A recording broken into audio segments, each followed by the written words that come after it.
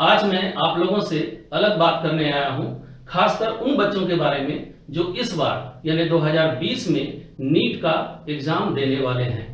मैं चाहता हूं कि मैं उन बच्चों के लिए बायोलॉजी के कुछ टॉपिक्स के रिवीजन का वीडियो अपलोड करूं। और सबसे पहले जो मेरा रिवीजन का वीडियो अपलोड होगा वो होगा टॉपिक प्लांट एनाटॉमी का।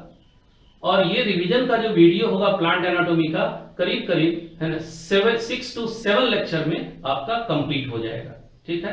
और प्लांट एनाटॉमी के रिवीजन के सेकंड लेक्चर में ही मैं आप लोगों को बता दूंगा कि प्लांट एनाटॉमी के बाद मेरा नेक्स्ट रिवीजन का जो वीडियो लेक्चर होगा वो किस टॉपिक का होगा।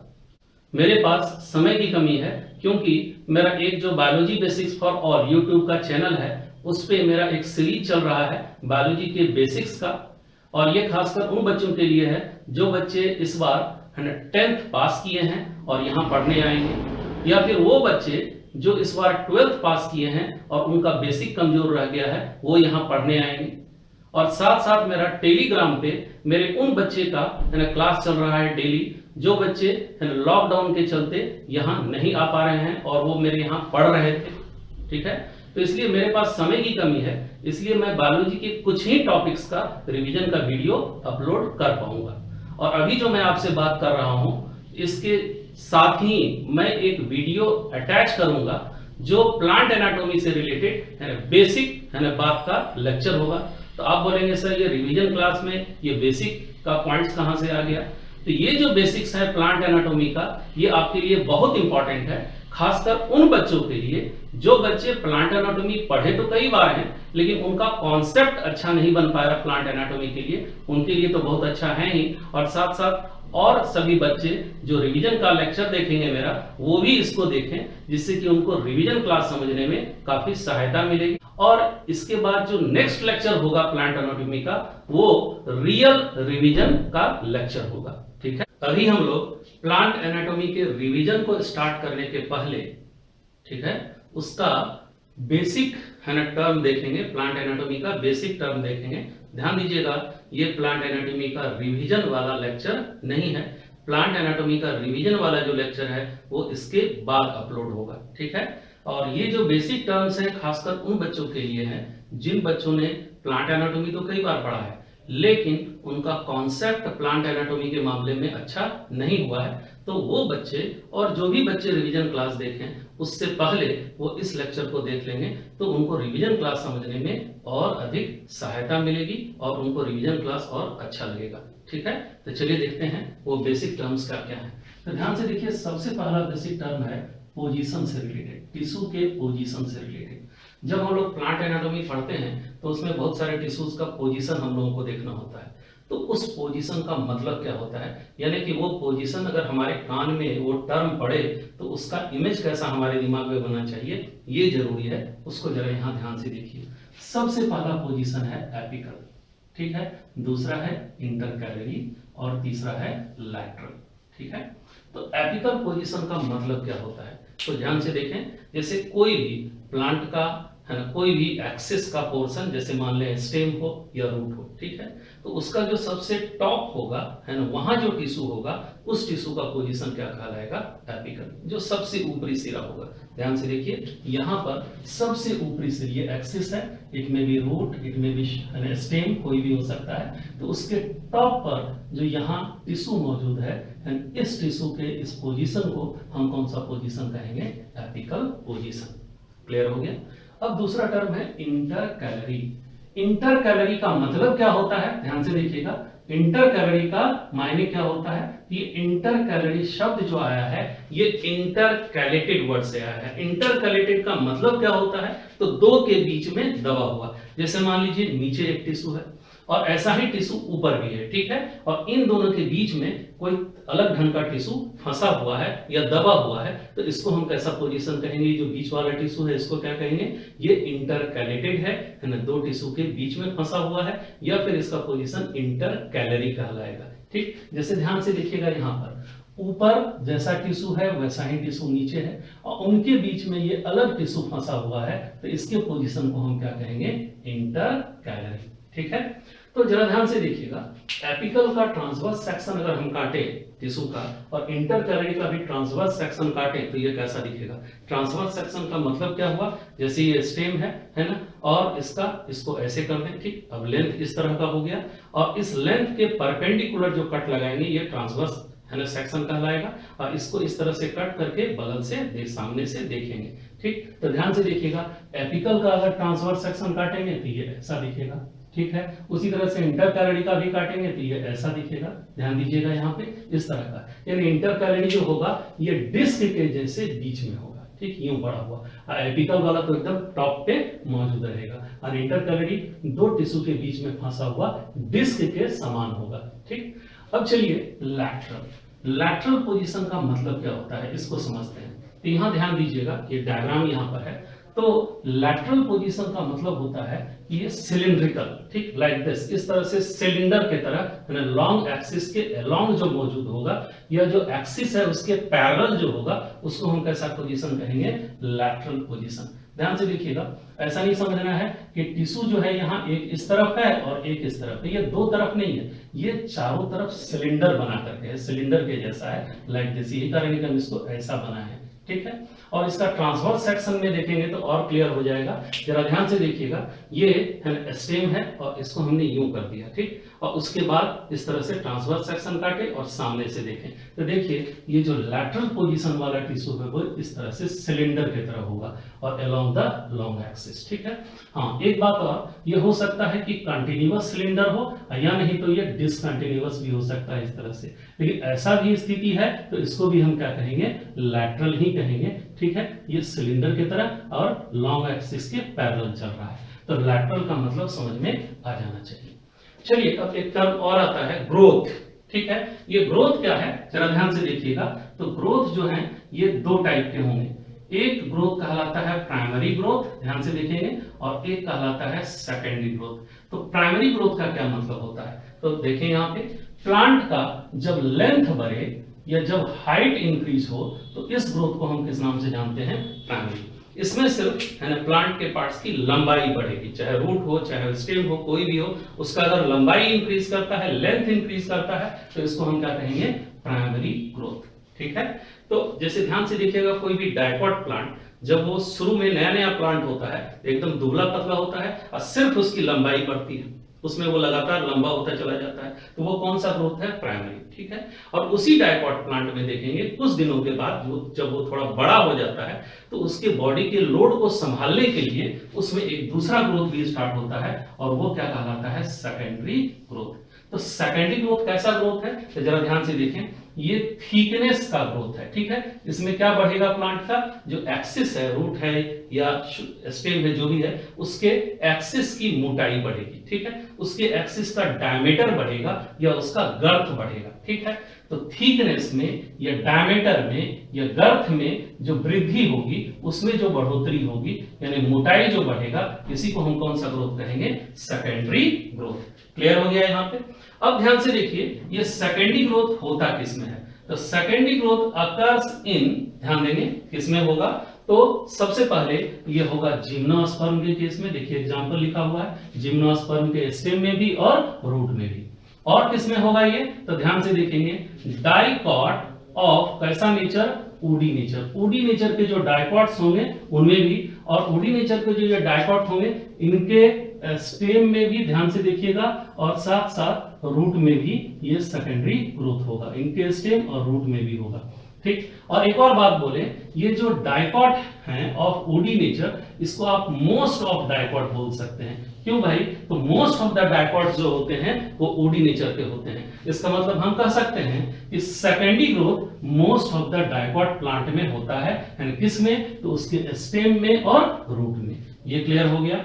उसके बाद ध्यान दीजिए, है ना, मोनोकॉट में अक्सर सेकेंडरी ग्रोथ नहीं हुआ करता है, ठीक है, क्योंकि मोनोकॉट के केस में कैम्बियम एब्सेंट होते हैं, ठीक। लेकिन कुछ, ध्यान से देखिएगा, फ्यू एक्सेप्शनल मोनोकॉट, ध्यान से देखेंगे हमने लिखा एक्सेप्शनल मोनोकॉट, कुछ अपवाद है मोनोकॉट के केस में, है ना, जिसमें कि है ना सेकेंडरी ग्रोथ होता है। ठीक है, उसके किस चीज में भाई, तो इनके स्टेम में और किसमें, इनके रूट में, है ना, इनमें भी सेकेंडरी ग्रोथ होता है कुछ एक्सेप्शनल मोनोकॉट के केस में। ठीक है, तो वो एक्सेप्शनल मोनोकॉट्स कौन है, तो like palm, coconut, dracaena, yucca, एजेब और भी बहुत सारे एग्जांपल्स हैं। जब हम डिटेल मैंने मेन जो रिवीजन क्लास में आएंगे तो वहां कुछ और एग्जांपल्स इसके बताएंगे, लेकिन इसको याद रखिएगा, ये एग्जांपल आपके लिए इंपॉर्टेंट है। ठीक है, तो किसमें हुआ भाई, तो जिम्नोस्पर्म में हुआ, उसके स्टेम रूट में, और मोस्ट ऑफ डाइकॉट्स में हुए जो कैसे नेचर के थे, ओडी नेचर के, उनमें होंगे, उसके स्टेम में भी और रूट में, और कुछ एक्सेप्शनल है ना मोनोकॉट के केस में उसके स्टेम में और रूट में ये सेकेंडरी ग्रोथ होगा। अब सवाल है सेकेंडरी ग्रोथ किसमें नहीं होगा, तो ध्यान दीजिएगा, नॉट अकर्स इन, कौन सा होगा, तो ध्यान से देखें, ऑल लीव्स, कोई भी लीव्स में सेकेंडरी ग्रोथ नहीं होगा। आंसर होगा ऑल लीव, चाहे वो जिम्नोस्पर्म का हो या डाइकॉट का हो या मोनोकॉट का हो, कोई भी प्लांट का जो लीफ होगा उसमें सेकेंडरी ग्रोथ नहीं होगा। और किसमें नहीं होगा, तो ध्यान से देखिए, आपको हम पहले बता चुके कि मोनोकॉट के केस में कैम्बियम नहीं होता है, इसलिए उसमें सेकेंडरी ग्रोथ नहीं होता है। तो हमने लिखा ऑल मोनोकॉट्स, उसमें सेकेंडरी ग्रोथ नहीं होगा। लेकिन अगर आप यहां ऑल लगाए हैं मोनोकॉट में, तो आपको बताना पड़ेगा एक्सेप्शन, कि भाई कुछ एक्सेप्शंस हैं मोनोकॉट के, है ना, जिनमें सेकेंडरी ग्रोथ होता है। ये आपका यहां बता दिया गया है आपको पहले। और यहां ध्यान से देखेंगे, कुछ डाइकॉट्स जो होते हैं उनमें भी सेकेंडरी ग्रोथ नहीं होते हैं। खासकर कौन से डाइकॉट, तो such dicot are of non woody nature. कैसे नेचर के वो डाइकॉट्स हैं, नॉन वुडी नेचर के, उनमें वुड का डेवलपमेंट ही नहीं होता है, यानी उनमें सेकेंडरी ग्रोथ होगा ही नहीं। तो वो अक्सर कौन से डाइकॉट्स होते हैं, तो ध्यान से देखिए, हाइड्रोफाइट डाइकॉट, जो पानी में रहने वाले डाइकॉट्स हैं, है ना, हाइड्रोफाइट्स जो पानी में रहने वाले डाइकॉट्स होंगे, है ना, या जो एक्वेटिक डाइकॉट्स होंगे जो पानी में रहने वाले होंगे, उनमें सेकेंडरी ग्रोथ नहीं होता है। क्यों भाई, तो क्योंकि उनको मैकेनिकल टिश्यू की बहुत ज्यादा आवश्यकता नहीं होती है। तो ये थे टर्म्स, है ना, पोजीशन से रिलेटेड और ग्रोथ से रिलेटेड। ठीक है, इसके बाद हम लोग को कुछ और टर्म भी देखने हैं। हम लोग कुछ और टर्म देखेंगे यहाँ। चलिए देखिए यहाँ क्या है, तो सबसे पहला है प्राइमरी बॉडी या टिश्यू। तो भाई प्राइमरी बॉडी होता क्या है, तो ध्यान से देखें, प्लांट के प्राइमरी ग्रोथ के दौरान जो भी बॉडी पार्ट्स बनेंगे उसको हम लोग किस नाम से पुकारेंगे, प्राइमरी बॉडी या टिश्यू। तो जरा ध्यान से देखिएगा, प्राइमरी बॉडी यहाँ लिखा हुआ है फॉर्म्ड ड्यूरिंग, यानी क्या भाई, तो प्राइमरी ग्रोथ। क्लियर हो गया यहाँ पे। अब सवाल है सेकेंडरी बॉडी या टिश्यू क्या कहलाएगा, तो आप समझ गए होंगे कि इसको क्या बोलेंगे। तो ध्यान से देखिएगा, सेकेंडरी ग्रोथ के दौरान प्लांट का जो भी पार्ट बनेगा, ठीक है, उसको हम लोग कहेंगे सेकेंडरी बॉडी या टिश्यू। तो ध्यान से देखें यहाँ क्या लिखा है, सेकेंडरी बॉडी या tissue, it is formed during, यानी कब, तो सेकेंडरी ग्रोथ। तो सेकेंडरी ग्रोथ के दौरान जो भी चीज बने वो सेकेंडरी बॉडी या टिश्यू, अब प्राइमरी ग्रोथ के दौरान जो भी चीज बने वो प्राइमरी बॉडी या टिश्यू कहलाएगा। ठीक है, अब ध्यान से देखेंगे यहाँ पर कि प्राइमरी बॉडी में होता क्या क्या चीज है। ठीक है, आखिर प्राइमरी बॉडी के अंदर हमको मिलेगा क्या, इसको समझने के लिए हम लोग क्या करेंगे, एक है ना, कोई भी एक्सिस ले ले प्लांट का, है ना, चाहे रूट का ले लें चाहे स्टेम का ले लें, कोई भी। तो सबसे अच्छा हम लेते हैं डाइकॉट का स्टेम। और कैसा स्टेम, जिसमें अभी सिर्फ प्राइमरी ग्रोथ हुआ है, सेकेंडरी ग्रोथ अभी इसमें नहीं हुआ है। ठीक है, यानी ये प्राइमरी बॉडी है और इसको हम लोग क्या किए, हॉरिजॉन्टल कर देंगे और उसके बाद इसको इस तरह से ट्रांसवर्स सेक्शन काटेंगे। और ट्रांसवर्स सेक्शन काटने के बाद हम सामने से अंदर की तरफ देखेंगे तो जो भी चीज हमको मिलेंगे वो सभी किसका स्ट्रक्चर होगा, तो प्राइमरी बॉडी का स्ट्रक्चर होगा। ठीक, प्राइमरी बॉडी के पार्ट्स होंगे। तो भाई प्राइमरी बॉडी के स्ट्रक्चर को समझने से हम लोगों को एक फायदा और हो जाएगा, हम लोगों को ये भी पता चल जाएगा कि प्लांट में टिश्यू सिस्टम कौन कौन से होते हैं।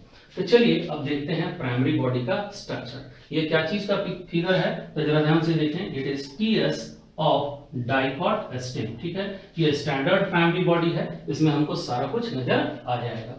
तो ध्यान से देखिए, यहाँ पे हम जो क्रॉस सेक्शन काट के देख रहे हैं, तो सबसे बाहर देखिए जो एक लेयर है यहाँ, प्रोटेक्टिव आउटर मोस्ट लेयर है ना, ये डाइकॉट स्टेम का, इसको हम लोग किस नाम से पुकारेंगे, इट इज कॉल्ड एपिडर्मिस। क्या कहलाएगा ये, एपिडर्मिस के नाम से जाना जाएगा।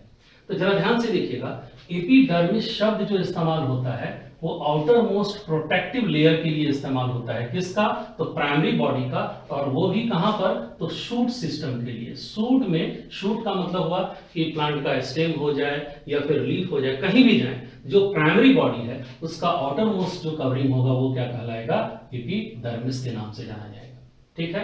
और दूसरा, अगर यही बात हम रूट में देखें जाकर के, तो रूट के केस में भी आउटर मोस्ट प्रोटेक्टिव लेयर होगा, लेकिन उसको हम एपिडर्मिस नहीं कहेंगे, उसको हम किस नाम से जानेंगे? एपिब्लेमा के नाम से जानेंगे। हालांकि ये स्ट्रक्चर रूट का नहीं है, हम सिर्फ समझने के लिए आपको यहाँ रूट के बारे में लिख के बता दिए। ठीक है। तो शूट सिस्टम में क्या कहलाएगा? एपिडर्मिस, प्राइमरी बॉडी का आउटर मोस्ट कवरिंग, और वही रूट जो कि उसका प्राइमरी बॉडी होगा उसके आउटर मोस्ट कवरिंग का नाम क्या कहलाएगा? एपिब्लेमा कहलाएगा। ठीक है। ये थोड़ा अंतर है नाम में, ये ध्यान दीजिए।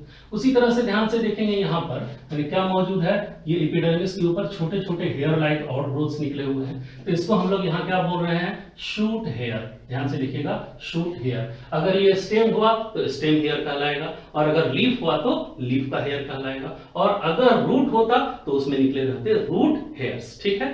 तो ये हेयर्स हो गए। तो ये जितने भी चीज हैं ये सभी मिल करके कॉन्स्टिट्यूट करते हैं या बनाते हैं कौन सा tissue system? Epidermal tissue system. तो ध्यान से देखिएगा, ये एपिडर्मिस है, किसका हिस्सा है? एपिडर्मल टिश्यू सिस्टम का। क्लियर हो गया यहाँ पे? चलिए अब दूसरा चीज देखते हैं। इसी एपिडर्मिस के अंदर जब हम जाके देखेंगे, ध्यान से देखिएगा, इसी एपिडर्मिस के अंदर जब हम देखेंगे जाके, तो देखिएगा यहां से यहां तक का पूरा लेयर, देखिएगा ये पूरा यानी एपिडर्मिस से लेके यहां तक का जो लेयर है यानी ये कहलाता है कॉर्टेक्स। किस नाम से जाना जाएगा बाबू? कॉर्टेक्स के नाम से। तो देखिए ये जो पूरा यहां से यहां तक व्हाइट लेयर आपको दिखाई दे रहा है, व्हाइट पोर्शन, ये पूरा कॉर्टेक्स है चारों बगल। हाँ, इसमें सेल्स होते हैं। ठीक है। तो हम पूरा सेल नहीं बनाए हैं, सिर्फ हमने सिंबलाइज कर दिया है यहाँ उस सेल्स को दिखा करके कि देखिए ये कॉर्टेक्स में क्या होंगे? सेल्स मौजूद है। ठीक है। तो ये कॉर्टेक्स कहलाएगा। एक और ध्यान दीजिएगा, कॉर्टेक्स का सबसे अंदर वाला लेयर देखिएगा, ये पूरा यहां से लेके यहां तक कॉर्टेक्स है, और इसी कॉर्टेक्स का अंदर वाला लेयर, थोड़ा हम इसको डार्क कर दिए हैं, जरा ध्यान से देखिएगा, ये कॉर्टेक्स का अंदर वाला जो लेयर है, inner most layer of cortex, इसको हम लोग कहते हैं एंडोडर्मिस। क्या कहलाता है बाबू? ये एंडोडर्मिस के नाम से जाना जाता है। ठीक है। तो देखिए एंडोडर्मिस के नीचे क्या लिखा हुआ है? It is inner most layer of किसका? कॉर्टेक्स। ये तो क्लियर हो गया, एंडोडर्मिस कॉर्टेक्स का ही हिस्सा है और कॉर्टेक्स का सबसे अंदर का लेयर है। ये क्लियर हो गया। अब चलिए एंडोडर्मिस के ठीक अंदर अगर हम जाएं तो यहां पर देखिए एक टिश्यू का लेयर आपको दिखाई दे रहा है थ्रू आउट, यहां से यहां चारों बगल देखिएगा इस तरह से एक पतला सा लेयर है। इस लेयर को हम लोग किस नाम से जानते हैं? तो this is known as pericycle. क्या कहलाएगा? ये पेरिसाइकिल के नाम से जाना जाएगा। क्लियर हो गया। तो पेरिसाइकिल कहां मिलेगा? हम कहेंगे कॉर्टेक्स के ठीक अंदर, या फिर कहेंगे एंडोडर्मिस के ठीक अंदर। एंडोडर्मिस भी कॉर्टेक्स का ही इनर मोस्ट लेयर है, तो उसके ठीक अंदर जो लेयर हमको मिलेगा वो क्या कहलाएगा? पेरिसाइकिल। अब एक बात देखिएगा, इस पेरिसाइकिल से अंदर चले जाइए, एकदम बीच में आ जाइए सेंट्रल पोर्शन में। ये जो सेंट्रल पोर्शन है टिश्यू का, ये पूरा का पूरा, ये जो सेंट्रल यहां दिखाई दे रहा है, इसको हम किस नाम से पुकारते हैं? तो दिस इज कॉल्ड पिथ, या इसी का दूसरा नाम है मेडुला। क्या बोलेंगे इसको? पिथ या मेडुला। ये पूरे सेंटर में पाया जाएगा, पिथ या मेडुला। क्लियर हो गया। अब ध्यान से देखिए, इसी पिथ से रेडिएट करते हुए सेल्स है ना बाहर की तरफ आते हैं। कहां तक आते हैं? Up to the pericycle. ठीक है। ये देखिए इसी तरह से रेडिएट करता हुआ सेल है, इसको हम किस नाम से जानते हैं? तो दिस इज नोन एज पिथ रे, या इसी का दूसरा नाम होगा मेडुलरी रे। तो पिथ का दूसरा नाम हुआ मेडुला, तो पिथ रे का दूसरा नाम क्या हो गया बाबू? मेडुलरी रे। ठीक है। ये हो गया आपका टर्म। तो क्या क्या था यहाँ? पेरिसाइकिल, पिथ, और ये क्या था? पिथ रे।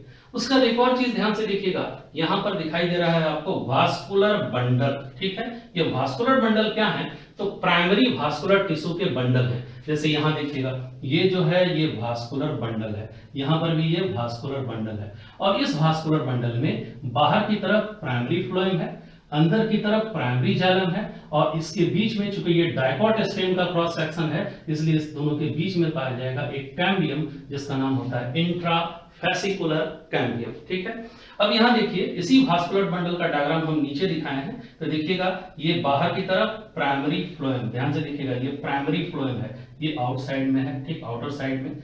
उसके इनर साइड में चले जाएं अंदर की तरफ, तो इसका नाम क्या होगा, प्राइमरी जाइलम। देखिएगा ये किधर होगा, इनर साइड में होगा। ठीक है, और इन दोनों के बीच में एक कैम्बियम मौजूद है। कैम्बियम में एक प्रकार का मेरिस्टेमेटिक टिश्यू होता है, ध्यान से देखिएगा, and this is known as intrafascicular cambium. ये बहुत इंपॉर्टेंट है, ये सब जगह नहीं मिलेगा, ये सिर्फ डाइकॉट स्ट्रीम के ही वास्कुलर बंडल में पाया जाएगा, इंट्राफैसिकुलर कैम्बियम। ठीक है, और ये इंट्राफैसिकुलर cambium question point of view से भी काफी इंपॉर्टेंट है, तो ध्यान दीजिएगा यहाँ पे। तो ये जो वास्कुलर बंडल है, एक बहुत इंपॉर्टेंट बात ध्यान दीजिएगा, ये वास्कुलर बंडल, ये जो बंडल शब्द यूज होता है वो सिर्फ किसके बंडल के लिए होता है, तो प्राइमरी वास्कुलर टिश्यू के बंडल के लिए ये शब्द इस्तेमाल होता है, यानी प्राइमरी फ्लोएम और प्राइमरी जाइलम के बंडल के लिए इस्तेमाल होगा। ठीक है, जैसे मान लीजिए सेकेंडरी ग्रोथ अगर हो जाए तो सेकेंडरी फ्लोएम बनेंगे, सेकेंडरी जाइलम बनेंगे, तो उनके लिए वास्कुलर बंडल शब्द इस्तेमाल नहीं होता है। वास्कुलर बंडल सिर्फ प्राइमरी वास्कुलर टिश्यू के बंडल के लिए ही इस्तेमाल होगा, ये ध्यान दीजिएगा। ठीक है, और ये जो प्राइमरी वास्कुलर टिश्यू हैं, they constitute vascular tissue system. ये तीसरा नंबर का वास्कुलर टिश्यू सिस्टम है। तो ये तो क्लियर हो गया बाबू। चलिए अब हम लोग एक और चीज देखेंगे, यहां पर देखिएगा, हम यहां दिखा रहे हैं पूरा यहां से लेके यहां तक का पार्ट, यानी कि इसमें आ क्या रहा है, तो देखिएगा ये पूरा का पूरा पेरिसाइकिल, ठीक है, और पेरिसाइकिल इंक्लूडिंग अंदर के जितने भी टिश्यूज हैं, ठीक है, पेरिसाइकिल भी उसका हिस्सा रहेगा, पेरिसाइकिल इंक्लूडिंग अंदर के जितने भी टिश्यूज हैं, कौन कौन होंगे भाई, तो पिथ होंगे, पिथरे होंगे और वास्कुलर बंडल। अब पेरिसाइकिल तो इसमें है ही, इन सभी को मिला के हम लोग किस नाम से पुकारते हैं, स्टिल के नाम से पुकारते हैं।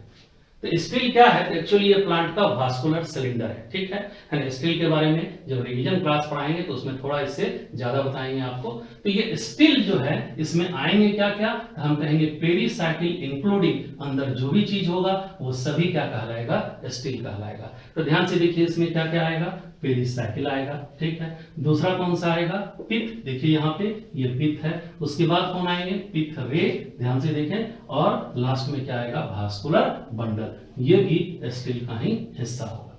तो ये तो क्लियर हो गया बाबू। अब चलिए यहां ध्यान से देखिए, अभी जो हम लोगों ने पढ़ा कि ये कॉर्टेक्स, ठीक है, पेरिसाइकिल, पिथ या मेडुला और पिथरे, ये जितने भी हैं they all comes under a tissue system known as ground tissue system. ये किसके अंतर्गत आते हैं, ग्राउंड टिश्यू सिस्टम के अंतर्गत आते हैं। तो आपसे पूछा जाए कि ग्राउंड टिश्यू सिस्टम में क्या नहीं आएगा, अगर आपसे ये पूछा जाए कि ग्राउंड टिश्यू सिस्टम में क्या क्या नहीं आएगा, तो हम ऐसा बोल सकते हैं कि एपिडर्मिस नहीं आएगा, ठीक है, एपिडर्मल टिश्यू सिस्टम, और दूसरा कौन नहीं आएगा, तो वास्कुलर बंडल, क्योंकि ये वास्कुलर टिश्यू सिस्टम है। तो इन दोनों को छोड़ के, एपिडर्मिस और वास्कुलर बंडल को छोड़ के जो भी चीज है वो सब किसमें आ जाएगा, ग्राउंड टिश्यू सिस्टम में आ जाएगा। तो कौन कौन सा था, तो देखिए कॉर्टेक्स, पेरिसाइकिल, पिथ और पिथरे। अब ध्यान से देखिएगा कि ग्राउंड टिश्यू सिस्टम के केस में ये जो कॉर्टेक्स हुआ वो तो स्टिल के बाहर का हिस्सा हो गया, जैसे देखिए ये अंदर में स्टिल था, इसके बाहर का हिस्सा हो गया कौन सा, ये कॉर्टेक्स। इसलिए कॉर्टेक्स को हम कभी कभी कहते हैं एक्स्ट्रा स्टीलर ग्राउंड टिश्यू। क्या बोला जाता है कॉर्टेक्स को, एक्स्ट्रा स्टीलर ग्राउंड टिश्यू के नाम से पुकारते हैं। और ध्यान से देखिए ये पेरिसाइकिल, ये तो स्टिल का हिस्सा है, पिथ भी स्टिल का हिस्सा है, पिथरे भी स्टिल का हिस्सा है, इसलिए पेरिसाइकिल, पिथ और पिथरे ये सभी मिलकर कहलाते हैं स्टीलर ग्राउंड टिश्यू। क्या कहलाएगा ये, स्टीलर ग्राउंड टिश्यू। तो क्लियर हो गया। तो जो टिश्यू सिस्टम था ये भी आप जान गए कि क्या क्या होता है और कौन कौन सा ये पार्ट है, ठीक है। अब ध्यान से देखिएगा ये जो स्ट्रक्चर है इसको आप कैसे देख रहे हैं, ये काटा गया सामने से, यानी ये सारे स्ट्रक्चर को आप अलोंग द लेंथ इस तरह से लंबा करके सोचेंगे, तब दिमाग में इसका इमेज आपका ज्यादा सही आएगा, ठीक है। तो इसके बाद हम लोगों को कुछ और टर्म्स देखने हैं। चलिए यहां ध्यान से देखें, ये सेल साइकिल का डायग्राम है, ठीक। इसमें ये है M phase, M stands for mitotic, दूसरा कौन सा है G1, ये S, और कौन सा है G2 फेज। तो G1 फेज, S फेज और G2 फेज, ये तीनों फेज को मिला के हम लोग किस नाम से पुकारते हैं, इट इज कॉल्ड इंटरफेज। ऐसा है कि हम लोग यहाँ सेल साइकिल नहीं पढ़ेंगे, हम लोगों को सिर्फ ये तीन टर्म जानने हैं, कौन सा, डिफरेंशिएशन, डी डिफरेंशिएशन और री डिफरेंशिएशन, इसका मतलब क्या होता है। तो जरा ध्यान से देखिए, अभी यहाँ पर क्या है कि एक सेल अपने सेल साइकिल में है। तो सेल साइकिल में होने का मतलब क्या होता है कि ये सेल जो अभी बड़ा हो गया है, ये क्या करेगा, एम फेज में डिवाइड करेगा, डिवाइड करने के बाद फिर से इंटरफेज को पार करेगा, अगेन जब इसका साइज बड़ा हो जाएगा तो फिर ये डिवाइड कर जाएगा। इस तरह से ये अपने सेल साइकिल में है। मान लीजिए कि किसी सेल को कुछ ऐसा कंडीशन आ गया कि उस सेल को अपने सेल साइकिल को सस्पेंड करना पड़ा।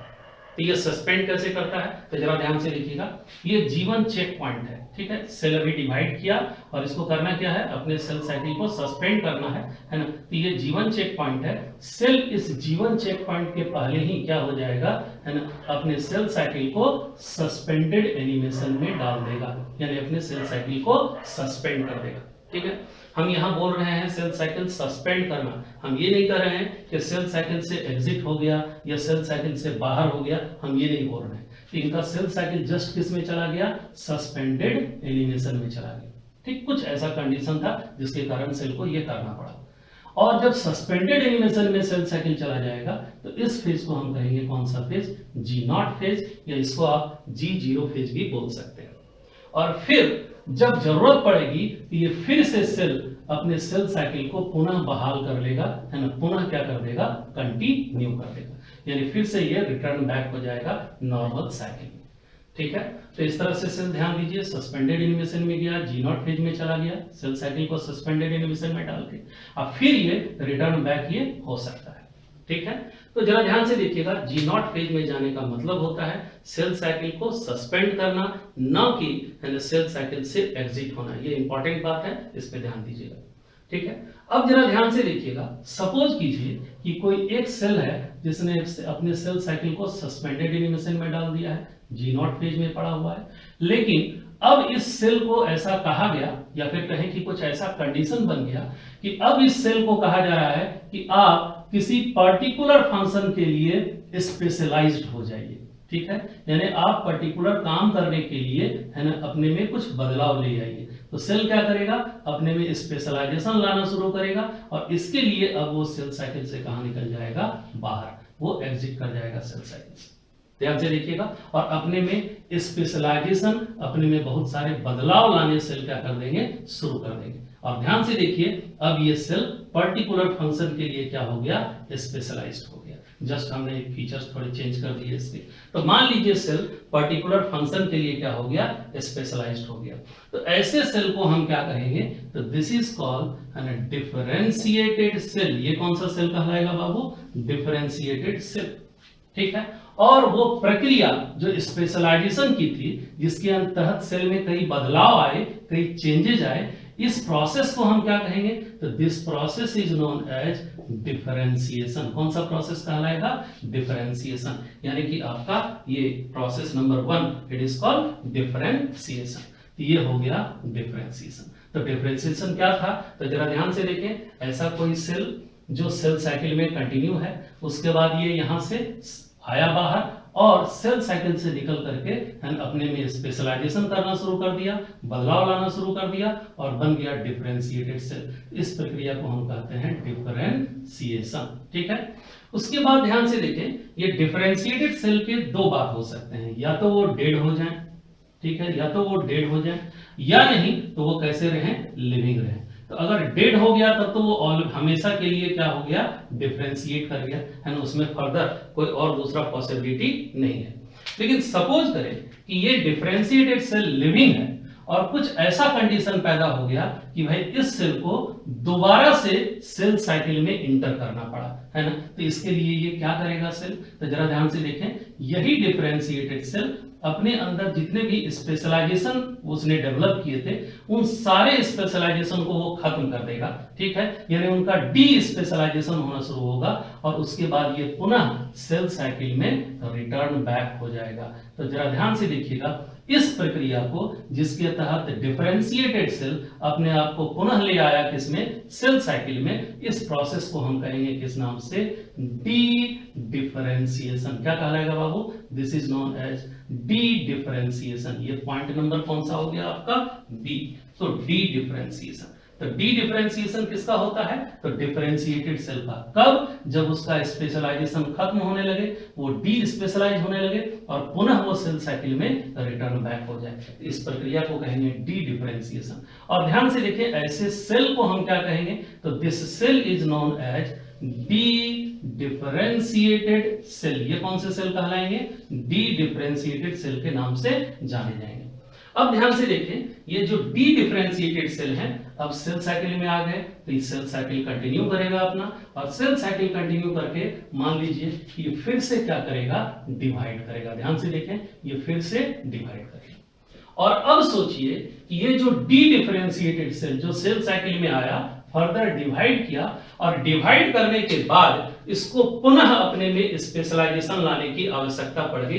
इसको पुनः है ना अपने अंदर कुछ स्पेशलाइजेशन लाने हैं, तो वो फिर से क्या करेगा? ये बाहर आ जाएगा, और बाहर आकर के फिर से अपने अंदर स्पेशलाइजेशन लाना शुरू कर देगा। वो कौन कर रहा है? ये डी डिफरेंशिएटेड सेल।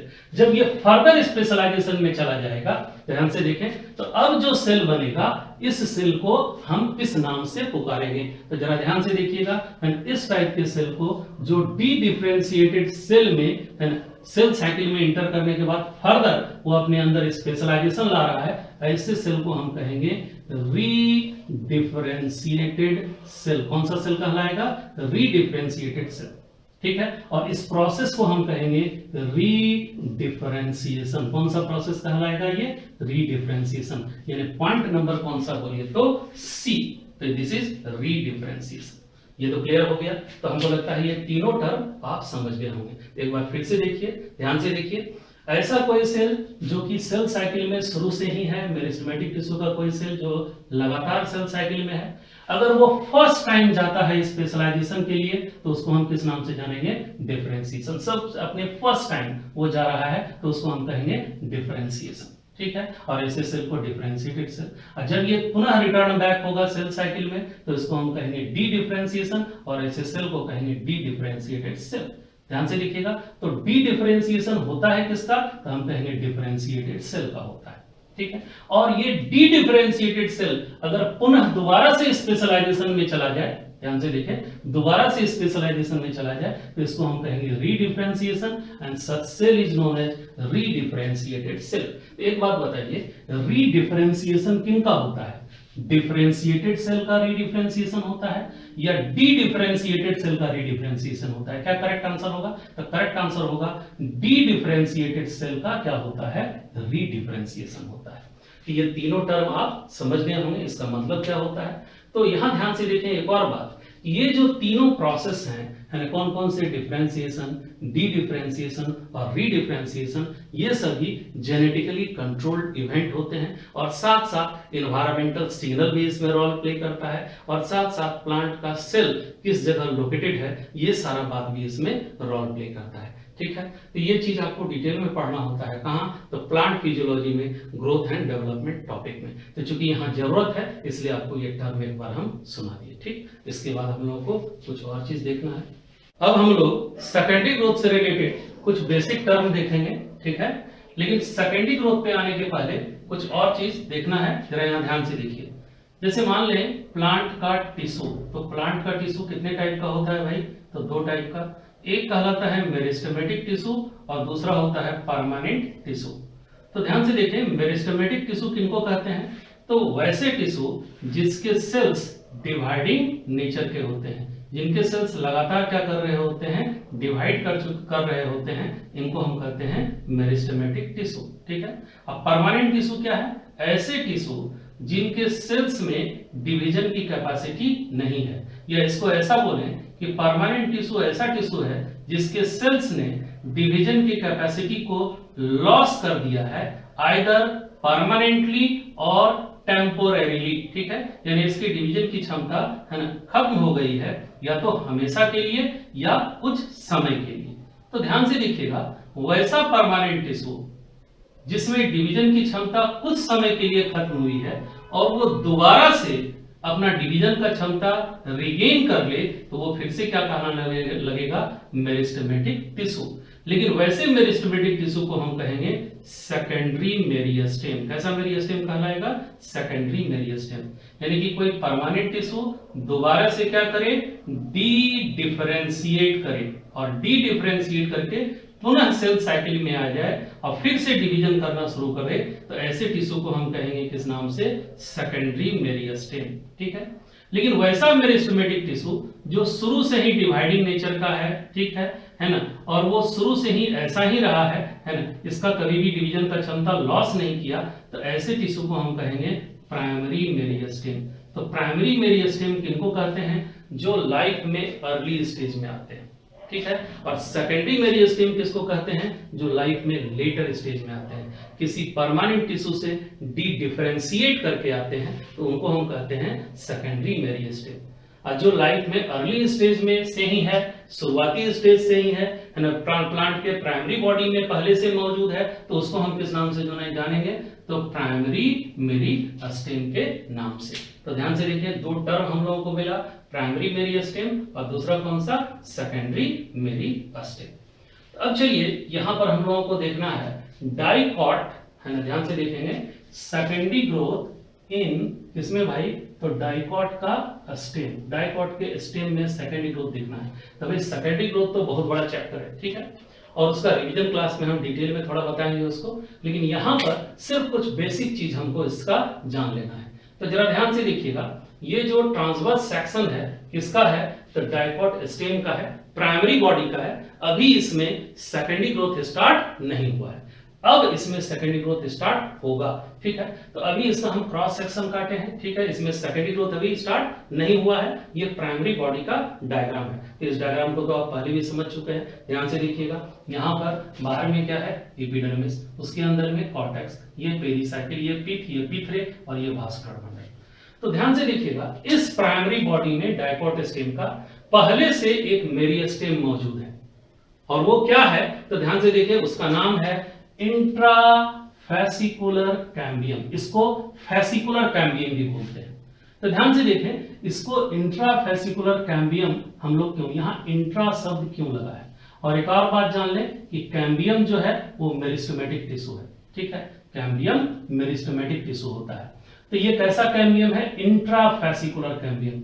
इंट्रा का मतलब क्या होता है? इनसाइड या विदिन। अब फेसिकल का मतलब क्या होता है? बंडल, क्योंकि यहाँ पर प्राइमरी फ्लोएम और प्राइमरी जाइलम का बंडल है, भास्कुलर बंडल है, और इस भास्कुलर बंडल के अंदर है ये टिश्यू, इसलिए नाम पड़ा इंट्रा। तो इंट्राफेसिकुलर कैम्बियम। और ध्यान से देखिए, ये इंट्राफेसिकुलर कैम्बियम कैसा मेरिस्टेम है बाबू? तो ये सिंस इनिशियल मौजूद है ना, प्राइमरी बॉडी में, ठीक है, ये लाइफ के अर्ली स्टेज में ही आ चुका है। तो इसको हम किस नाम से पुकारेंगे? तो दिस इज प्राइमरी मेरिस्टेम, ये सेकेंडरी मेरिस्टेम। तो अभी आप जाने इसको हम कौन सा मेरिस्टेम कहेंगे? प्राइमरी मेरिस्टेम, जो पहले से मौजूद रहता है। और सेकेंडरी मेरिस्टेम तो बाद में आते हैं और डी डिफरेंशिएशन से आते हैं। तो चलिए, ये था प्राइमरी मेरिस्टेम, ये पहले से मौजूद है, प्राइमरी बॉडी में प्रेजेंट है, ठीक है। अब मान लो इसको सेकेंडरी ग्रोथ करना है, तो ध्यान से देखिए, डाइकॉट स्टेम हो चाहे रूट हो, कोई भी हो, सेकेंडरी ग्रोथ दो जगह होता है इसमें। एक तो स्टिल के अंदर, देखिए ये पेरिसाइकिल है, इसके अंदर सेकेंडरी ग्रोथ होगा, और एक स्टिल के बाहर सेकेंडरी ग्रोथ होगा।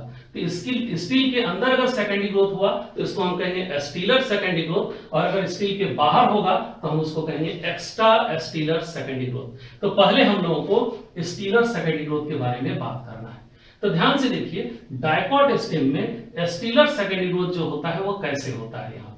तो देखिए, इंट्राफेसिकुलर कैम्बियम, ये एक मेरिस्टेम है, प्राइमरी मेरिस्टेम, ये तो पहले से मौजूद है।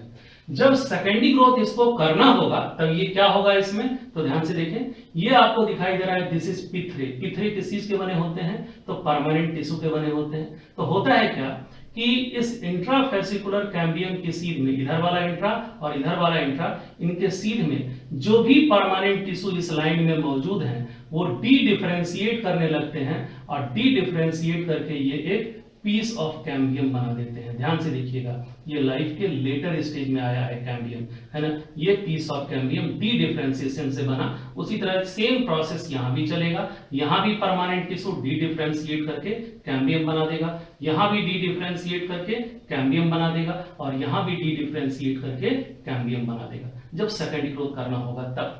तो ये जो बीच में डी डिफरेंशिएशन से जो कैम्बियम बना दो भास्कुलर बंडल के बीच में, तो इसको हम लोग पुकारते हैं इंटरफेसिकुलर कैम्बियम। क्या कहते हैं बाबू इसको? Interfascicular. Why it is called inter? क्योंकि ये जो कैम्बियम है दो भास्कुलर बंडल के बीच में है, इसलिए इसके लिए टर्म इस्तेमाल होगा इंटरफेसिकुलर कैम्बियम।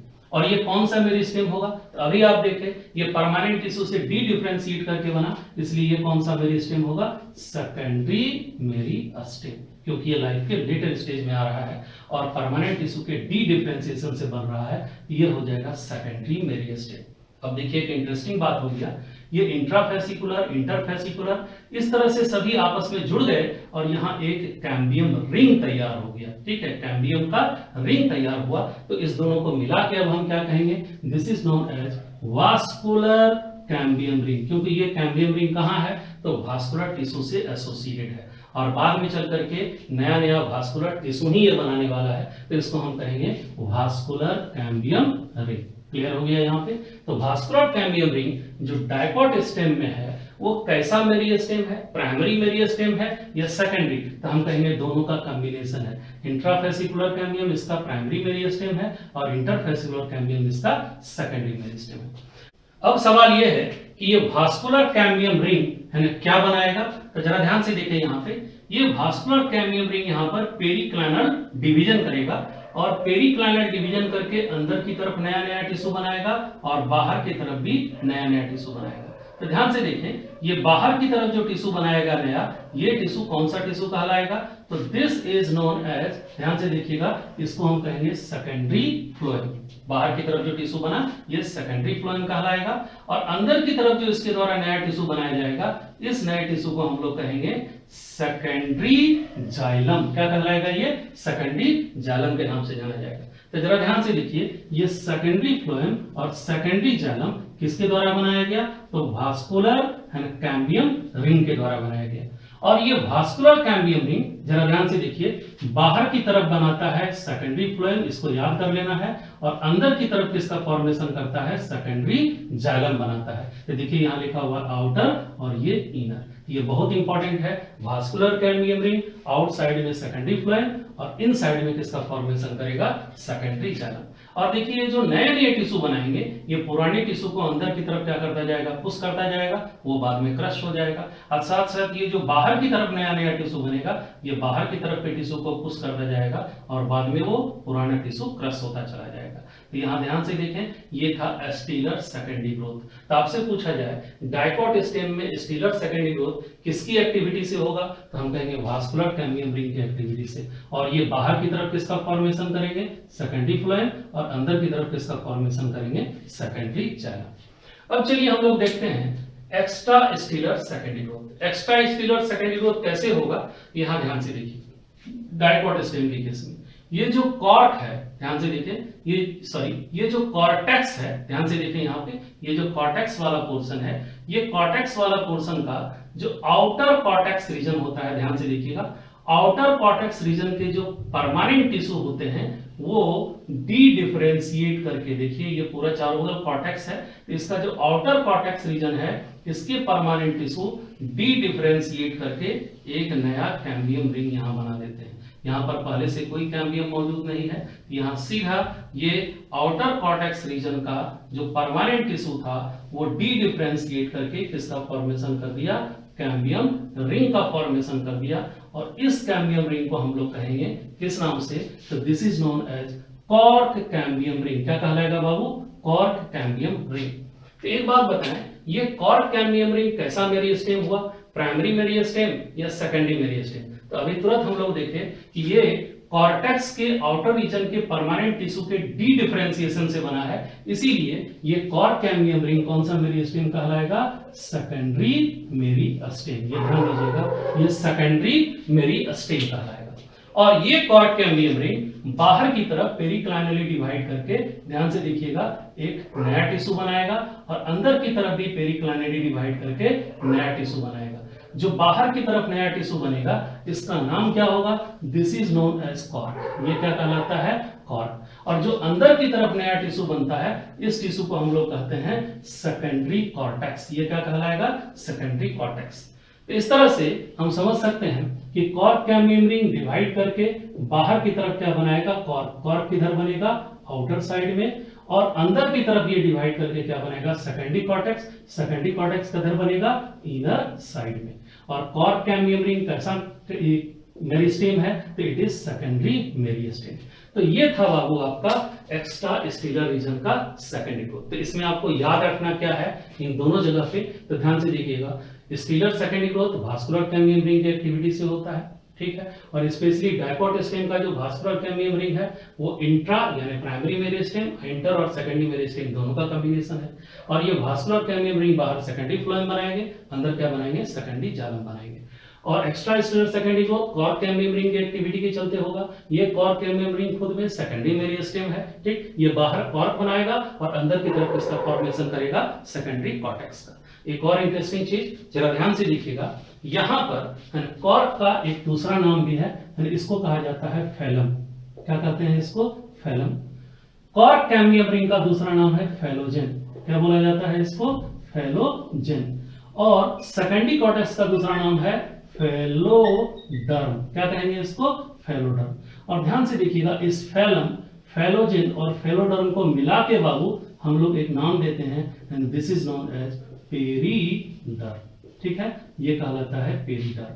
तो ये तो था आपका secondary growth in dicot stem, इससे रिलेटेड, ठीक है। अभी हम लोग देखेंगे secondary growth in dicot root, ठीक है। डायकॉट रूट का सेकेंडरी ग्रोथ का बेसिक्स हम लोगों को थोड़ा देखना है। तो यहां ध्यान से देखिएगा, ये जो डायग्राम है ये ट्रांसवर्स सेक्शन है किसका, तो डायकॉट रूट के प्राइमरी बॉडी का, ठीक। डायकॉट रूट का प्राइमरी बॉडी लिया गया इस तरह से, और इसका क्रॉस सेक्शन काट के, ट्रांसवर्स सेक्शन काट के सामने से देखा जा रहा है, ठीक है। तो देखते हैं इसमें क्या क्या है। तो सबसे बाहर है एपिब्लेमा, उसके नीचे है ये पोर्शन कॉर्टेक्स, और उसके अंदर है ये पेरीसाइकिल। और पेरीसाइकिल इंक्लूडिंग अंदर का जो भी चीज होगा ये सभी क्या कहलाएगा, स्टेम। लेकिन यहाँ एक इंपॉर्टेंट बात है देखने के लिए, क्या भाई, कि डाइकॉट स्टेम में ध्यान से देखिएगा, डाइकॉट स्टेम में जो भास्कुलर बंडल हम लोगों ने देखा था, डाइकॉट स्टेम का भास्कुलर बंडल कैसा होता था बाबू, तो जरा ध्यान से देखिएगा, बाहर की तरफ होता था प्राइमरी फ्लोएम, अंदर की तरफ होता था प्राइमरी जालम, और बीच में पाए जाते थे इंट्राफैसिकुलर कैम्बियम, ठीक है। और यहाँ प्राइमरी फ्लोएम और प्राइमरी जालम जो है एक ही बंडल में लाई करते हैं। तो इस प्रकार के भास्कुलर बंडल को हम कहते हैं कॉन्जॉइंट। क्या कहलाता है ये, conjoint vascular bundle in case of dicot stem, ठीक है। अब कॉन्जॉइंट के साथ साथ इसको हम ओपन भी बोलते हैं। क्यों ओपन, क्योंकि इसके बीच में यहाँ इंट्राफैसिकुलर कैम्बियम मौजूद है। और ये इंट्राफैसिकुलर कैम्बियम कैसा मेरिस्टेम था, इट वाज प्राइमरी मेरिस्टेम, ठीक है। अब यहाँ डाइकॉट रूट में देखें भास्कुलर बंडल को, तो आप पाएंगे यहाँ पर कि प्राइमरी फ्लोएम और प्राइमरी जालम एक बंडल में नहीं है, इनका बंडल अलग अलग है। प्राइमरी फ्लोएम अलग बंडल में है और प्राइमरी जालम अलग बंडल में। देखिए ये प्राइमरी जालम, ये भी प्राइमरी जालम, ये भी प्राइमरी जालम, और ये सभी जो है ये क्या है, प्राइमरी फ्लोएम है। तो ध्यान से देखें कि अगर हम कहें रूट के केस में भास्कुलर बंडल, कोई भी रूट डाइकॉट का हो चाहे मोनोकॉट का हो, रूट के केस में भास्कुलर बंडल कैसा होता है, तो इसको हम कहते हैं रेडियल भास्कुलर बंडल। कौन सा भास्कुलर बंडल, रेडियल, जिसमें कि प्राइमरी जालम और प्राइमरी फ्लोएम अलग अलग बंडल में रहेंगे। एक और चीज यहां ध्यान से देखिएगा, डाइकॉट रूट के केस में, जैसे यहां पर डाइकॉट स्टेम में हमको प्राइमरी बॉडी में ही पहले से एक मेरिस्टेम मौजूद होता था, प्राइमरी मेरिस्टेम, वो था इंट्राफैसिकुलर कैम्बियम। इस जगह पर ऐसा कोई भी प्राइमरी मेरिस्टेम पहले से मौजूद नहीं है, यानी यहां पर इंट्राफैसिकुलर कैम्बियम का कॉन्सेप्ट नहीं है, ठीक है। तो ये तो था कुछ बेसिक अंतर। अब चलिए, ये प्राइमरी बॉडी है, अब इसमें सेकेंडरी ग्रोथ होना होगा, तो सेकेंडरी ग्रोथ किस तरीके से होगा इसी को हम लोग यहां समझेंगे। तो जरा ध्यान से देखिए, यहां भी सेकेंडरी ग्रोथ यानी डाइकॉट रूट में भी सेकेंडरी ग्रोथ कैसा होगा, तो एक तो स्टील के अंदर तो स्टीलर, और दूसरा स्टील के बाहर तो दैट इज एक्स्ट्रा स्टीलर, ठीक है।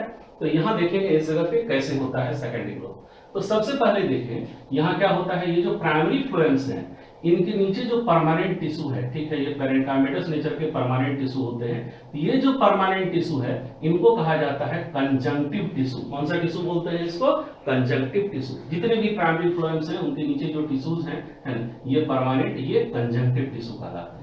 तो सबसे पहले है ना डायकॉट रूट में क्या होगा, तो ये जो कंजंक्टिव टिश्यूज हैं, ध्यान से देखिएगा, इस तरीके से यहां से लेके यहां तक जितने भी कंजंक्टिव टिश्यूज हैं वो डी डिफरेंशिएट करके है ना पीस ऑफ कैम्बियम बना देंगे। ध्यान से देखिएगा, ये कंजंक्टिव टिश्यू डी डिफरेंशिएट करके पीस ऑफ कैम्बियम।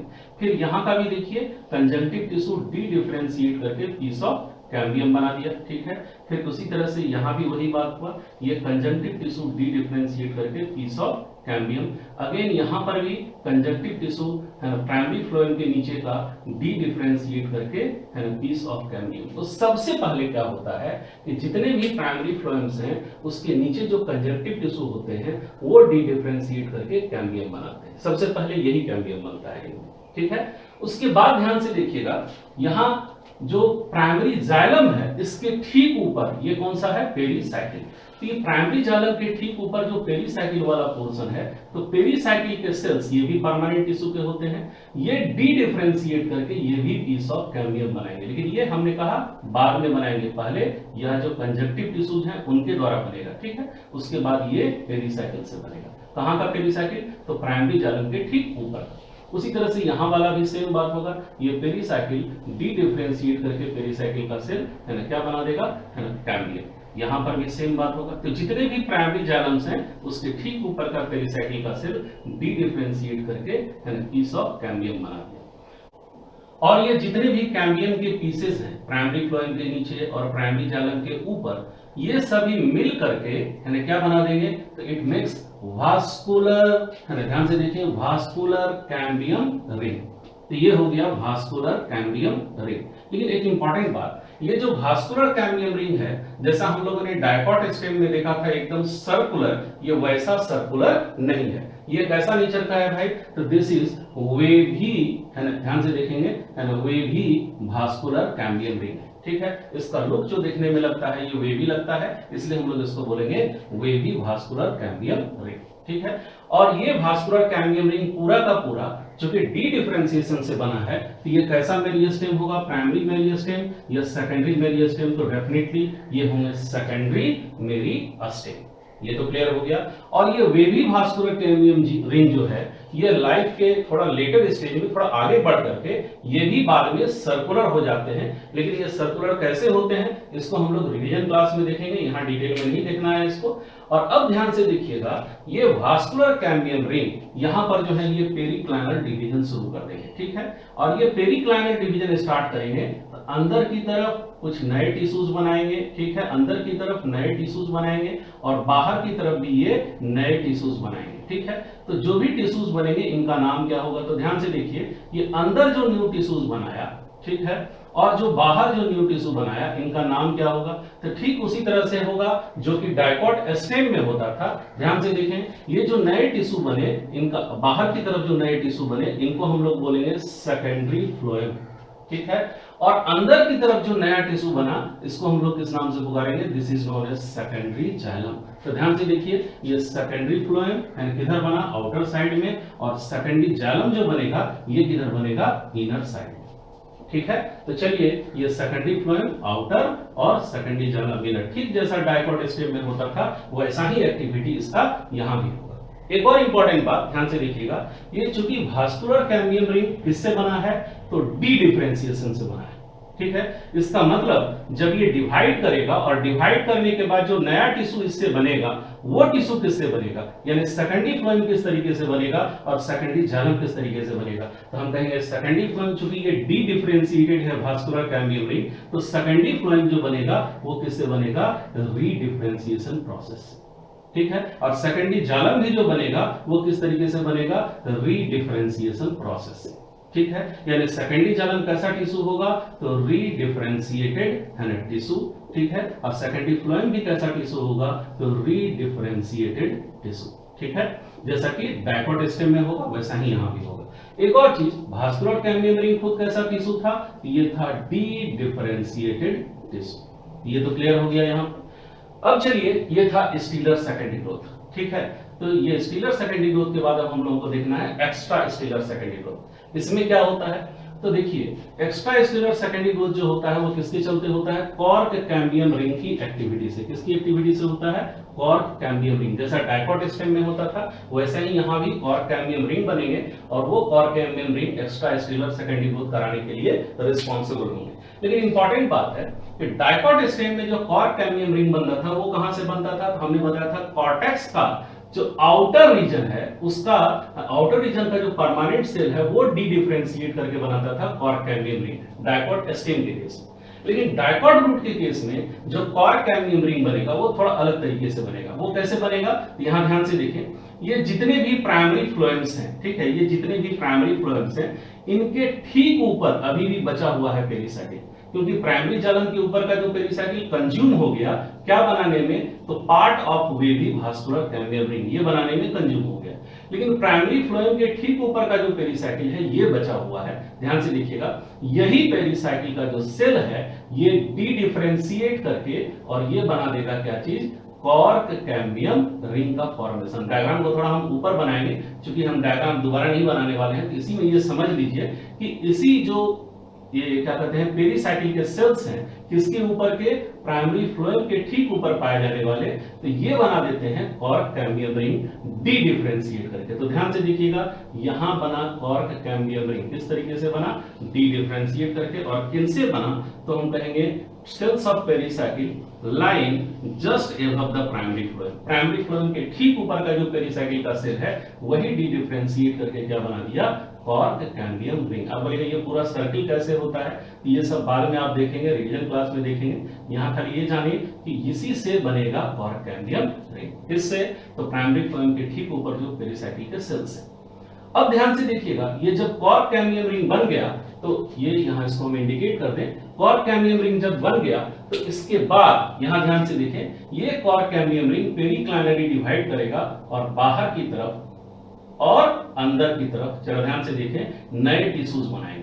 तो बाहर जो नया टिश्यूज बनेगा वो किस तरीके से बनेगा, तो हम कह सकते हैं चूंकि ये कॉर्क कैम्बियम रिंग यानी किससे बना है, डी डिफरेंशिएशन से बना है, ये डी डिफरेंशिएटेड टिश्यू है, तो इसके चलते जो बाहर नए टिश्यूज बनाएंगे और अंदर नए टिश्यूज बनाएंगे वो किस तरीके से बनेंगे, रीडिफरेंशिएशन से। तो बाहर जो टिश्यू बना रीडिफरेंशिएशन से, इसका नाम होगा कॉर्क। कौन सा टिश्यू बनेगा, कॉर्क, जैसा डाइकॉट स्टेम में होता है। तो ध्यान से देखें, ये बाहर की तरफ रीडिफरेंशिएट करके, रीडिफरेंशिएट पहले डिवाइड कर लेगा उसका रीडिफरेंशिएट करेगा तो ये बनाएगा कॉर्क। तो कॉर्क कैसा टिश्यू हुआ, इट इज रीडिफरेंशिएटेड टिश्यू, ठीक है। और उसी तरह से ये अंदर की तरफ जब कॉर्क कैम्बियम डिवाइड करेगा तो अंदर की तरफ बनाएगा एक नया टिश्यू जिसका नाम क्या होगा, तो दिस इज सेकेंडरी कॉर्टेक्स। ध्यान से देखें, ये सेकेंडरी कॉर्टेक्स। तो सेकेंडरी कॉर्टेक्स भी किस तरीके से बना, तो अगेन रीडिफरेंशिएशन, ठीक, पहले डिवीजन उसके बाद रीडिफरेंशिएशन। और ध्यान से देखें, सेकेंडरी कॉर्टेक्स को हम कहेंगे रीडिफरेंशिएटेड टिश्यू। कौन सा टिश्यू कहलाएगा, ये रीडिफरेंशिएटेड टिश्यू। और कॉर्क देखिए आउटर साइड यहां लिखा हुआ है और सेकेंडरी कॉर्टेक्स किधर होगा, इनर साइड। तो जैसा डाइकॉट स्टेम में होता था वैसा ही कुछ यहां भी है, ठीक है। खाली कॉर्क कैम्बियम रिंग का जो ओरिजिन का पैटर्न है वो थोड़ा डाइकॉट स्टेम से अलग है। अब ध्यान से देखिए एक और, जैसा डाइकॉट स्टेम में हमने कहा था कॉर्क को हम लोग कहते हैं फैलम, ठीक है, ये नाम बहुत इंपॉर्टेंट है। कॉर्क कैम्बियम रिंग को कहते हैं फैलोजेन और सेकेंडरी कॉर्टेक्स को कहते हैं फैलोडर्म, और ये सभी मिलकर कहलाते हैं किस नाम से, पेरिडर्म के नाम से जाने जाते हैं। तो ये था, है ना बाबू, आपका पूरा का पूरा, है ना, secondary growth in dicot root का बेसिक कॉन्सेप्ट, ठीक है। अभी जो हम लोग सेकेंडरी ग्रोथ देखे थे इसी से रिलेटेड कुछ और पॉइंट्स हम लोग यहाँ देखेंगे, जरा ध्यान से देखिए क्या है यहाँ। इन डाइकॉट स्टेम, डाइकॉट के स्टेम में ड्यूरिंग सेकेंडरी ग्रोथ, ठीक है, जब डाइकॉट स्टेम में सेकेंडरी ग्रोथ होना होता है तो उसमें क्या होता है, तो ध्यान से देखें, डाइकॉट स्टेम के स्टेलर रीजन में बनता है वास्कुलर कैम्बियम रिंग, ठीक है। और ये वास्कुलर कैम्बियम रिंग क्या बनाता है, तो it forms secondary phloem outward और सेकेंडरी जाइलम इनवर्ड, ठीक है। उसी तरह से इस डाइकॉट स्टेम में एक्स्ट्रा स्टेलर रीजन में क्या बनेगा, कॉर्क कैम्बियम रिंग, और ये कॉर्क कैम्बियम रिंग फॉर्म्स बाहर की तरफ कॉर्क बनाएगा, ठीक है, आउटवर्ड, और अंदर की तरफ यानी इनवर्ड क्या फॉर्म करेगा, सेकेंडरी कॉर्टेक्स, ठीक, ये हो गया। अब ध्यान से देखेंगे, हम यहां बात करें इन डाइकॉट रूट, तो ध्यान से देखें, डायकॉट के रूट के केस में, ठीक, ड्यूरिंग सेकेंडरी ग्रोथ, यानी जब सेकेंडरी ग्रोथ होना होता है तो इसमें क्या होगा, तो इसके स्टीलर रीजन में है ना डायकॉट स्टेम की ही तरह क्या बनेंगे, भास्कुलर कैम्बियम रिंग, ठीक है। और ये बनाएगा क्या भास्कुलर कैम्बियम रिंग, है ना डायकॉट रूट के केस में। तो यहाँ देखिए ट्रिपल स्टार है और यहाँ भी ट्रिपल स्टार है, आप इससे कोऑर्डिनेट कर लीजिए क्या भाई, तो ये बाहर की तरफ बनाएगा सेकेंडरी फ्लोएम और ये अंदर की तरफ क्या बनाएगा, सेकेंडरी जेल, ठीक है। और उसी तरह से यहाँ देखें डायकॉट रूट के केस में एक्स्ट्रा स्टेलर सेकेंडरी ग्रोथ के दौरान यानी क्या बनता है, कॉर्क कैम्बियम रिंग, ठीक है। और ये कॉर्क कैम्बियम रिंग क्या फॉर्म करेगा, तो इट विल फॉर्म, देखिए यहाँ डबल स्टार है, आप इस डबल स्टार से इसको कोऑर्डिनेट करने, मतलब ये आउटवार्ड बनाएगा कॉर्क और इनवार्ड क्या बनाएगा, सेकेंडरी कॉर्टेक्स। यानी कि भास्कुलर कैम्बियम रिंग का बिहेवियर डायकॉट स्टेम हो या रूट हो, दोनों में ऑलमोस्ट सेम रहता है, ठीक है। उसी तरह से कॉर्क कैम्बियम रिंग का बिहेवियर डायकॉट का स्टेम हो या रूट हो, उसमें भी ऑलमोस्ट सेम रहता है, ठीक है। अब चलिए कुछ और बात देखते हैं। यहां ध्यान से देखेंगे यहाँ पर कि भास्कुलर कैम्बियम रिंग, ये एक इंपॉर्टेंट डिफरेंस है, ध्यान रखिएगा कि डायकॉट स्टेम के केस में भास्कुलर कैम्बियम रिंग कॉम्बिनेशन है इंट्राफेसिकुलर कैम्बियम और इंटरफेसिकुलर कैम्बियम, ठीक है, इन दोनों का कॉम्बिनेशन है डायकॉट स्टेम के केस में भास्कुलर कैम्बियम रिंग। लेकिन डायकॉट रूट के केस में अगर हम देखें तो इसके भास्कुलर कैम्बियम रिंग में इस प्रकार से जो इंट्रा और इंटरफेसिकुलर कैम्बियम है उसका कोई कॉन्सेप्ट यहाँ नहीं होता है in case of dicot root, इसके भास्कुलर कैम्बियम रिंग, ठीक है। ऐसा कोई इंट्रा या कोई इंटरफेसिकुलर कैम्बियम वाला बात यहाँ नहीं होगा, ठीक है। अब चलिए एक और चीज देखें कि ये कैम्बियम्स जो हैं ये कैसे कैसे मेरिस्टेम है। तो हम लोग पहले पढ़ चुके हैं कि इंट्राफेसिकुलर कैम्बियम लाइफ के अर्ली स्टेज में आ जाता है और ये कौन सा मेरिस्टेम होगा, तो ध्यान से देखिए, बहुत important, it is primary meristem, ये प्राइमरी मेरिस्टेम है, ठीक, इसको याद रखना है। और एक और इंट्राफेसिकुलर कैम्बियम का एक और नाम है, इसको सिंपली फेसिकुलर कैम्बियम भी बोला जाता है, ठीक, ये ध्यान रखिएगा। ये कौन सा मेरिस्टेम हुआ, प्राइमरी मेरिस्टेम। और इस इंट्राफेसिकुलर कैम्बियम को छोड़ के आप ध्यान दें बाद बाकी सारे कैम्बियम लाइक इंटरफेसिकुलर कैम्बियम या फिर डायकॉट स्टेम का कॉर्क कैम्बियम रिंग या फिर डायकॉट रूट का भास्कुलर कैम्बियम रिंग या डायकॉट रूट का कॉर्क कैम्बियम रिंग, ये सभी क्या है, तो देखिएगा हम ये बड़ा सा रेड कलर का गोला बना दिए हैं, आप इससे कोऑर्डिनेट कर सकते हैं। ये सभी के सभी क्या चीज है, तो दिस ऑल आर कौन सा मेरिस्टेम बाबू, तो सेकेंडरी मेरिस्टेम। क्लियर हो गया यहाँ पर। तो इसका मतलब हुआ कि हम लोग ऐसा कह सकते हैं कि all cambium are secondary meristem except किसको छोड़ करके, तो हम कहेंगे इंट्राफेसिकुलर कैम्बियम को छोड़ करके, क्योंकि ये कौन सा मेरिस्टेम होगा, प्राइमरी मेरिस्टेम। तो एक बार फिर से सुन ले, फिर बोलेंगे हम, ऑल कैम्बियम आर, ध्यान से देखिए, सेकेंडरी मेरिस्टेम एक्सेप्ट कौन सा कैम्बियम, तो इंट्राफेसिकुलर कैम्बियम, जो कि कैसा मेरिस्टेम होगा, प्राइमरी मेरिस्टेम होगा। तो ये तो है सेकेंडरी और प्राइमरी कौन था, ये क्लियर हो गया। तो हम लोग एक बात और बोल सकते हैं, क्या बोल सकते हैं कि मोस्ट ऑफ कैम्बियम आर कैसा मेरिस्टेम, सेकेंडरी मेरिस्टेम, ठीक है। अगर ऑल लगाएंगे तो आपको यहाँ एक्सेप्शन बोलना पड़ेगा, लेकिन अगर मोस्ट ऑफ कैम्बियम बोल दें तो ये भी सही है, मोस्ट ऑफ कैम्बियम आर कैसा, सेकेंडरी मेरिस्टेम। अब चलिए एक और बात ध्यान से देखेंगे, यहाँ पे यहाँ एक डायग्राम है, देखिएगा, ये अंदर की तरफ कौन सा कैम्बियम रिंग है, भास्कुलर कैम्बियम रिंग, और बाहर की तरफ कौन सा कैम्बियम रिंग है, कॉर्क कैम्बियम रिंग, चाहे वो डायकॉट स्टेम का हो चाहे वो डायकॉट रूट का हो। तो जरा सा इसका पोजीशन समझने का कोशिश करें, ये कॉर्क कैम्बियम रिंग और भास्कुलर कैम्बियम रिंग कैसे पोजीशन में है, तो जरा ध्यान से देखिए, ये सिलेंडर लाइक है, सिलिंड्रिकल है, यानी इनका पोजीशन कैसा होगा, यहाँ देखिए it has got lateral position. तो ध्यान से देखें, कॉर्क कैम्बियम रिंग या भास्कुलर कैम्बियम रिंग कोई भी हो और किसी भी केस में, स्टेम के केस में डायकॉट का या रूट के केस में डायकॉट का, इनका पोजीशन कैसा होगा, दोनों का कैसा पोजीशन होगा, लैटरल पोजीशन। तो ध्यान से देखिएगा, लैटरल पोजीशन में जो मेरिस्टेम होते हैं उनको लैटरल मेरिस्टेम बोला जाता है। तो यहां ध्यान से देखें, हम ऐसा कह सकते हैं क्या भाई, तो ये इंट्राफेसिकुलर कैम्बियम हो या फिर इंटरफेसिकुलर कैम्बियम हो, है ना, डायकॉट स्टेम के केस में, और दूसरा कौन सा, कॉर्क कैम्बियम हो, और इंटरफेसिकुलर कैम्बियम तो यही हो गया इसका भास्कुलर कैम्बियम, ठीक है।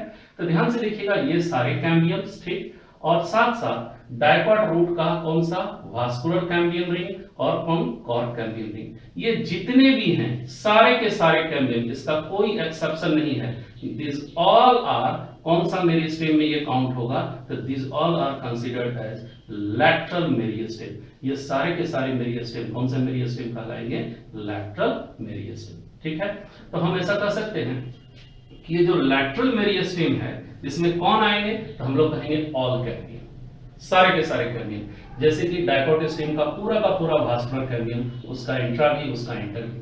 दूसरा कौन सा, तो कॉर्क कैम्बियम, डायकॉट रूट में पूरा वास्कुलर और साथ साथ कॉर्क। तो ऑल कैम्बियम आर कैसा मेरिस्टेम, लैटरल मेरिस्टेम, और इसका कोई एक्सेप्शन नहीं होगा। ठीक है, यहां ध्यान से देखिए, हम कहेंगे all cambium are secondary meristem, तो हमको एक्सेप्शन बताना पड़ेगा, कौन सा, तो इंट्राफेसिकुलर।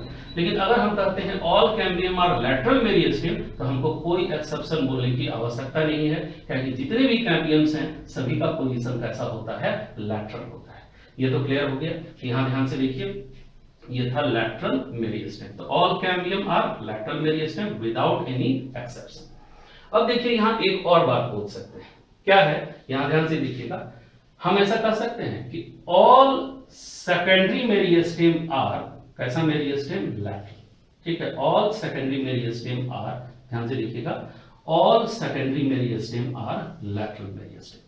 ठीक है, क्यों भाई, तो आप देखिए जितने भी सेकेंडरी मेरिस्टेम हैं सभी का पोजीशन कौन सा होगा, लैटरल। क्लियर है। और दूसरा ध्यान से देखिएगा, हम ऐसा कह सकते हैं क्या, जरा देखिए तो, all lateral meristem are secondary meristem, हम ऐसा बोल सकते हैं या नहीं बोल सकते हैं, जरा सोचिए इसको। तो जरा देखें यहां पर कि सारे के सारे सेकेंडरी मेरिस्टेम जो हैं, ठीक है, सारे के सारे सेकेंडरी लैटरल मेरिस्टेम हैं, इसमें कोई दिक्कत नहीं है, ये बिल्कुल सही है। क्यों भाई, तो आप देख रहे हैं सभी का पोजीशन कौन सा होगा, लैटरल। ठीक है, लेकिन अगर हम ये कहें कि all lateral meristem are secondary, तो फिर गड़बड़ हो जाएगा। क्या गड़बड़ हो जाएगा, तो ध्यान से देखिएगा, इंटर कॉर्क, ठीक है, ये इंटरफेसिकुलर कैम्बियम, ये कॉर्क कैम्बियम, ये वास्कुलर कैम्बियम रिंग और ये कॉर्क कैम्बियम रिंग, ये जितने भी जो गोला यहां बना हुआ है ये सभी तो सेकेंडरी मेरिस्टेम हैं, लेकिन ध्यान से देखिएगा लैटरल मेरिस्टेम में एक और कैम्बियम आता है जिसका नाम है इंट्राफेसिकुलर कैम्बियम, और ये सेकेंडरी मेरिस्टेम नहीं है, ये कैसा है, प्राइमरी मेरिस्टेम है। इसीलिए हम ये नहीं कह सकते हैं कि all lateral meristem are secondary meristem. ध्यान दीजिएगा, एरो किधर गया है, इस तरफ, और इसका एरो इधर गया, एरो पे ध्यान दीजिएगा। तो हम ये नहीं कह सकते हैं कि all lateral meristem are secondary meristem, ये कहना गलत हो जाएगा। ठीक है, सही क्या होगा, all secondary meristem are lateral but all lateral meristem are not secondary meristem. ठीक है, ये स्टेटमेंट भी बहुत इंपॉर्टेंट है। ठीक है, चलिए देखिए यहां पर एक क्वेश्चन है कैम्बियम के बारे में, क्या है भाई, तो कैम्बियम आर, तो देखिएगा यहाँ चॉइस जो है ना 3 पार्ट्स में बटा हुआ है आपका। तो देखिएगा सबसे पहला पार्ट का जो चॉइस है वो कैसा है, यहाँ ध्यान से देखें, तो cambium are primary meristem, secondary meristem, lateral meristem और नन, इसमें से आपको एक चुनना है। तो क्या करेक्ट आंसर होगा, जरा सोच के देखिए। तो जरा ध्यान से देखिएगा, अगर प्राइमरी मेरिस्टेम में टिक लगाते हैं तो मात्र एक कैम्बियम आएगा, इंट्राफेसिकुलर कैम्बियम। सेकेंडरी मेरिस्टेम में टिक लगाएंगे तो प्रॉब्लम क्या होगा, तो इंट्राफेसिकुलर कैम्बियम छूट जाएगा, बाद बाकी कैम्बियम तो आ जाएंगे। लेकिन अगर लैटरल मेरिस्टेम में हम टिक लगाते हैं तो इसमें कोई भी कैम्बियम नहीं छूटेगा, सारा कैम्बियम इसमें आ जाएगा। इसलिए यहां पर बेस्ट आंसर होगा लैटरल मेरिस्टेम। ठीक है, और चॉइस के अकॉर्डिंगली आपका आंसर क्या होना चाहिए होगा, चेंज करेगा। तो जरा ध्यान से देखिएगा, दूसरा यहाँ जो ऑप्शन है हमारा वो क्या दिया है, तो cambium are mostly secondary meristem, बिल्कुल सही बात है। दूसरा क्या, primary meristem in case of intrafascicular cambium, ये भी सही है। और तीसरा क्या है, बोथ है। यहाँ लैटरल मेरिस्टेम हमारे पास ऑप्शन में नहीं दिया गया है, तो इसका बेस्ट आंसर क्या हो जाएगा, बोथ। क्लियर हो गया, तो बोथ इज द आंसर। अब ध्यान से देखिएगा, नेक्स्ट और एक चॉइस है, यहाँ क्या है, तो कैम्बियम आर, क्या भाई, तो पहला चॉइस प्राइमरी मेरिस्टेम, दूसरा सेकेंडरी मेरिस्टेम, और तीसरा सेकेंडरी परमानेंट टिश्यू, और लास्ट कौन सा है, नन। तो ध्यान से देखें, सेकेंडरी परमानेंट टिश्यू होने का तो कोई चांस ही नहीं होता है। ठीक है, और हम यहाँ प्राइमरी मेरिस्टेम और सेकेंडरी मेरिस्टेम चूंकि है तो हम यहाँ नन में भी टिक नहीं लगाएंगे। अब हमारे पास एक कंडीशन है ना हमारे सामने ऐसा तैयार हो गया जिसमें हमको प्राइमरी मेरिस्टेम और सेकेंडरी मेरिस्टेम में एक को चुनना है। तो हम लोग जानते हैं कि cambium are mostly secondary meristem, ठीक है।